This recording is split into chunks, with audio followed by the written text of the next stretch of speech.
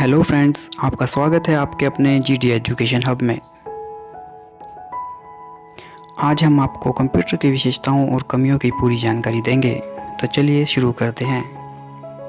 Characteristic of computer.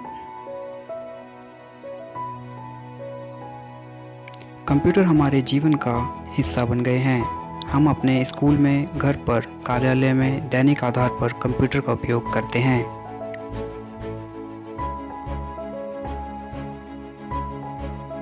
हम computer पर इतने आश्रित क्यों हैं? क्योंकि उन्होंने हमारे जीवन को आसान बना दिया है। वे हमें मनोरंजन प्रदान करते हैं। वे हमारे मूल्यवान डेटा को स्टोर कर सकते हैं जब तक हम इसे रखना चाहते हैं तब तक। कंप्यूटर की कुछ मुख्य निम्नलिखित विशेषताएं हैं।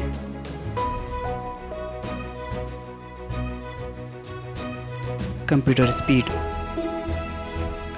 जैसा कि आप जानते हैं कि कंप्यूटर बहुत तेज़ी से काम कर सकता है। कैलकुलेशन के लिए केवल कुछ सेकंड लगते हैं, जिन्हें पूरा करने में हमें घंटों लगते हैं। मान लीजिए कि आपको अपने पड़ोस में 1000 लोगों की औसत मासिक आय की गणना करने के लिए कहा गया है। इसके लिए आपको सभी व्यक्तियों के लिए दिन के आधार पर सभी स्रोतों से आय को जोड़ना होगा और उसमें से प्रत्येक के लिए औसत का पता लगाना होगा।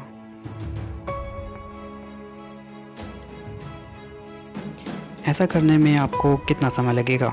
1 दिन, 2 दिन या 1 सप्ताह? क्या आप जानते हैं कि आपका छोटा कंप्यूटर इस काम को कुछ सेकंड में पूरा कर सकता है?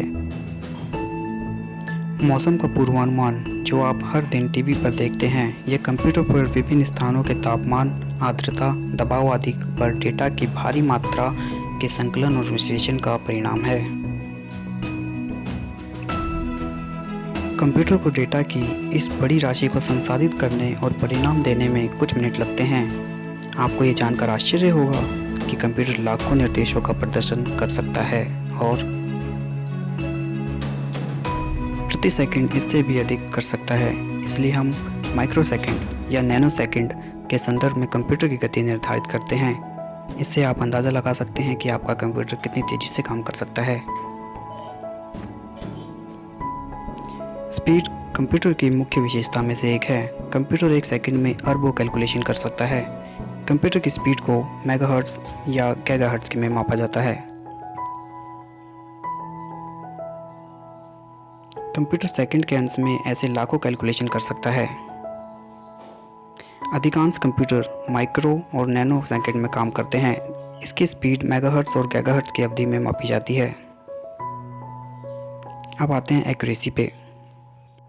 कंप्यूटर बहुत फास्ट ऑपरेशन परफॉर्म कर सकते हैं और डेटा को फास्ट प्रोसेस कर सकते हैं, लेकिन सटीक परिणामों के साथ और कोई एरर नहीं। परिणाम गलत हो सकते हैं यदि गलत डेटा कंप्यूटर को फीड किया जाता है या एक बग एरर का कारण हो सकता है। कंप्यूटर एक्यूरेट मशीन है जो एरर के बिना बड़ी संख्या में कार्य कर सकती है, लेकिन यदि हम कंप्यूटर पर गलत डेटा फीड करते हैं तो यह गलत रिजल्ट देता है, जिसे GIGO garbage in garbage out कहा जाता है। कंप्यूटर में एक्यूरेसी की डिग्री बहुत अधिक है और प्रत्येक कैलकुलेशन समान एक्यूरेसी के साथ किया जाता है। एक्यूरेसी लेवल कंप्यूटर के डिज़ाइन के आधार पर निर्धारित किया जाता है। कंप्यूटर में एरर मनुष्य की गलती और गलत डेटा के कारण होते हैं।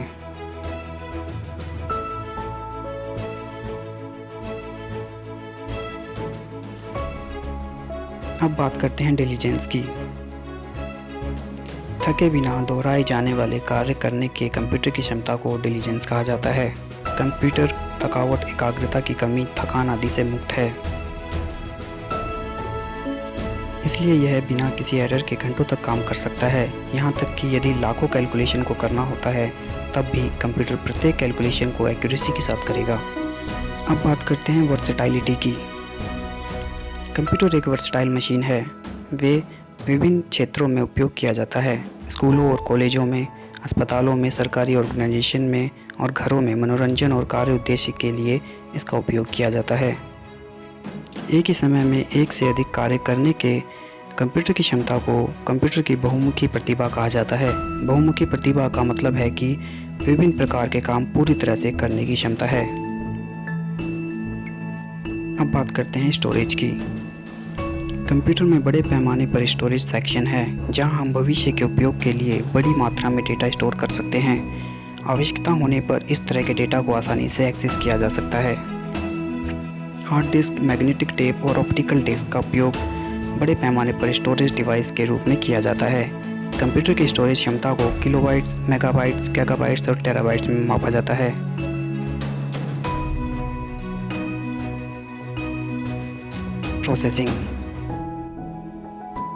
प्रोसेसिंग के दौरान बड़ी मात्रा में डेटा को प्रोसेस किया जा सकता है। वहाँ इनपुट और आउटपुट ऑपरेशन लॉजिकल हैं। तुलना ऑपरेशन, टेक्स्ट मैनिपुलेशन ऑपरेशन जैसे अलग प्रकार के ऑपरेशन इत्यादि होते हैं।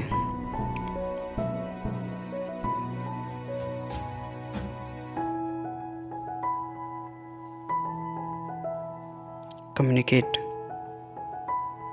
कंप्यूटर में कम्युनिकेट करने की क्षमता होती है, लेकिन निश्चित रूप से इसके लिए कुछ प्रकार के कनेक्शन की आवश्यकता होती है। डेटा भेजने और डेटा प्राप्त करने के लिए दो कंप्यूटर कनेक्ट किए जा सकते हैं। टेक्स्ट और वीडियो चैट के लिए विशेष सॉफ्टवेयर का उपयोग किया जाता है। मित्र और परिवार इंटरनेट के कनेक्ट हो सकते हैं और ऑनलाइन फाइलें, फ़ोटो और वीडियो फाइलें शेयर कर सकते हैं।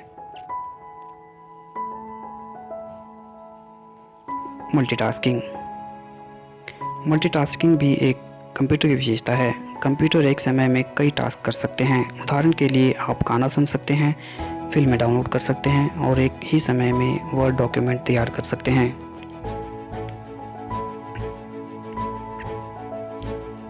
Limitation of computer. पहला कंप्यूटर ENIAC था। इसका आकार लगभग 1800 वर्ग फुट था। हालांकि यह उन समय के दौरान बहुत उपयोगी था।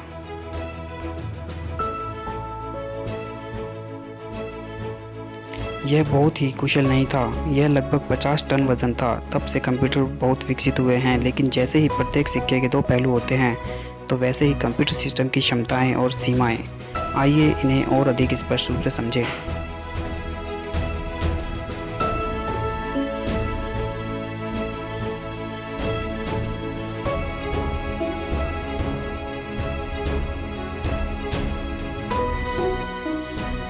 यह कंप्यूटर सिस्टम की प्रमुख लिमिटेशन में से एक है। कोई फ़र्क नहीं पड़ता कि कितना कुशल, तेज और भरोसेमंद कंप्यूटर सिस्टम हो सकता है, लेकिन अभी तक कोई सामान्य ज्ञान नहीं है, क्योंकि कोई पूर्ण प्रमाणित एल्गोरिदम प्रोग्राम में तर्क के लिए डिज़ाइन नहीं किया गया है। क्योंकि कंप्यूटर स्टोर प्रोग्राम के आधार पर कार्य करता है, इसलिए उन्हें सामान्य ज्ञान की कमी होती है। निर्णय लेने की एक जटिल प्रक्रिया है, जिसमें सूचना ज्ञान, बुद्धि ज्ञान और न्याय करने की क्षमता शामिल है। कंप्यूटर सिस्टम में अपने फैसले लेने की क्षमता नहीं है, क्योंकि उसके पास निर्णय लेने के सभी आवश्यक अधिकार नहीं हैं। आपको दी गई जानकारी कैसी लगी, कमेंट में ज़रूर बताएं। Thank you for watching.